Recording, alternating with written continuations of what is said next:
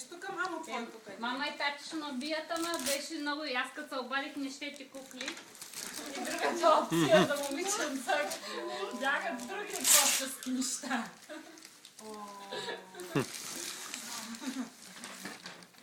Сега ми стоите да си го е това.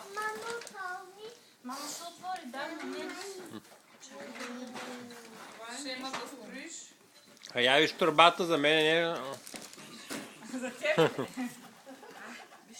За мен и за Ганчо може би, защото ни най-много слушаме. Ядем ли долу? Всичко си изяждаме и сами ходим до кенефа.